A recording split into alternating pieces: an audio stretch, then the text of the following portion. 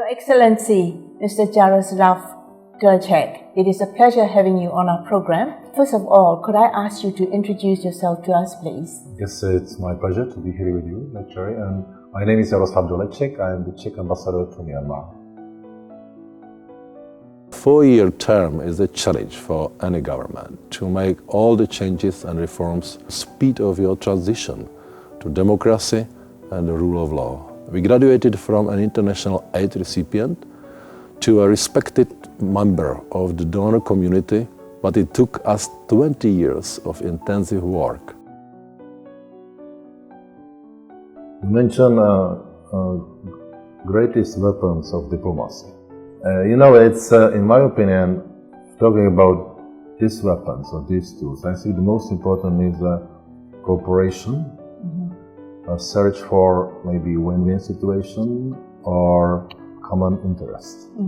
And what I want really to recommend to everybody, it's all these critics, without any recommendation what to do, how to do, just to come to this country and to stay here as a diplomat and tourist, whoever, businessman, and to try to understand that here in this country, it's nothing black and white.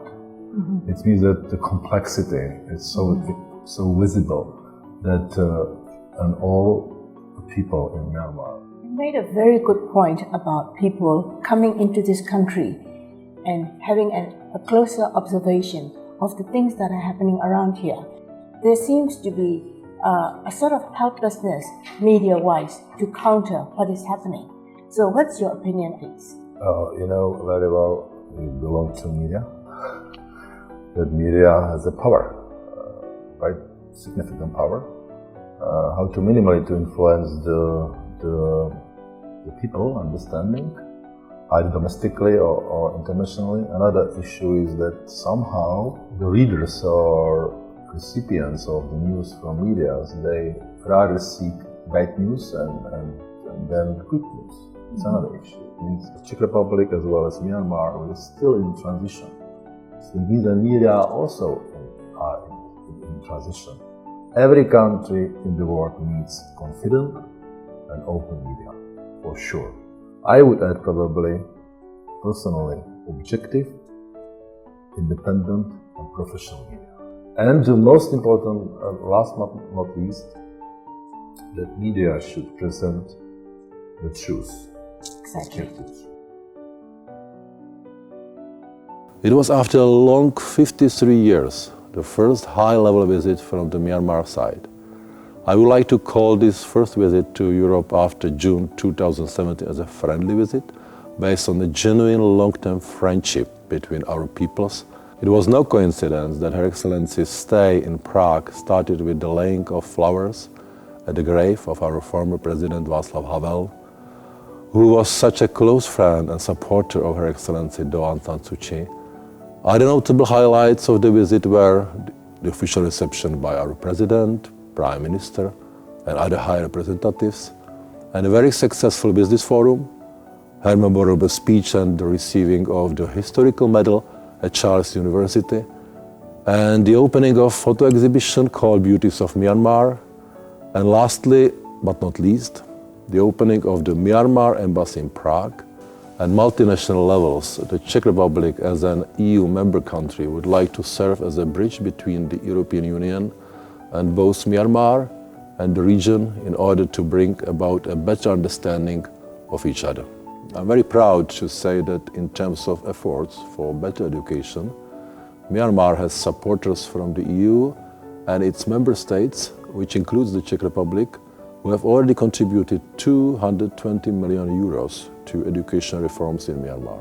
To me, the Myanmar people are the greatest asset of your country. Ambassador, I have to come to my last question because I know you are saying your goodbyes around Naypyidaw, and you mentioned somewhere that your country has transitioned. It's taken 20 years for the country to transition from an aid recipient to join the aid donor community. Let's start with the lessons learned and messages.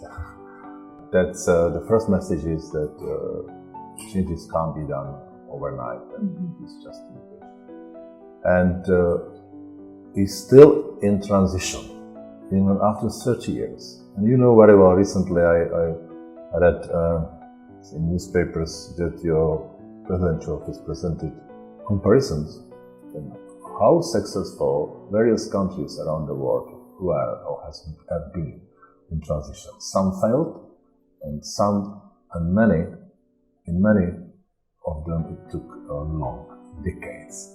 And imagine you are just at the beginning, I would say after 10 years or 5 years. And it means that, and also the message is not to be relaxed and happy, that everything keep working hard. Yes. And be patient. Exactly, and step by step. And it means that really to be patient. To be patient.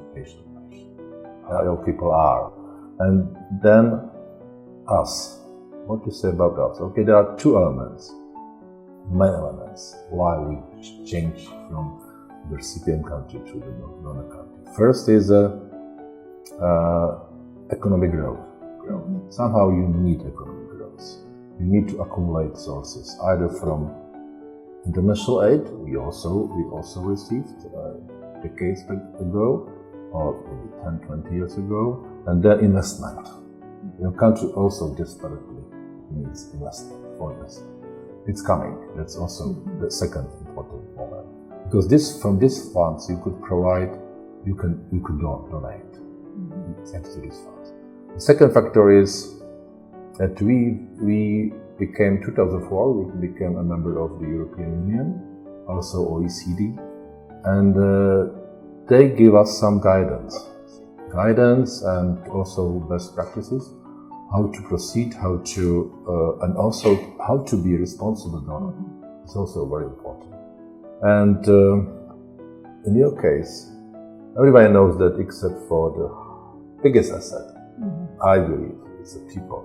Second biggest is your natural resources. Yes. But also in terms of natural resources, it comes responsibility.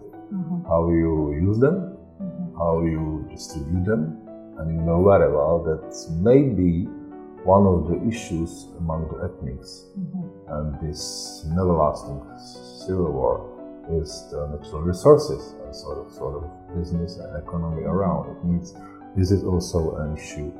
And in this context, if this happens, you can achieve all kind of goals you can imagine.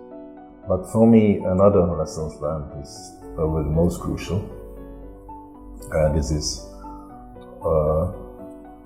we somehow set our mindsets within the past and decades back. It is most difficult to change our mindsets. And I mentioned recently, it's for all of us. It's in my country, in your country, and it was well the revolution. I was 33 years old. We also some grew up in some environment like you, like many others. And but if young generation and people, you have new education reforms on the way.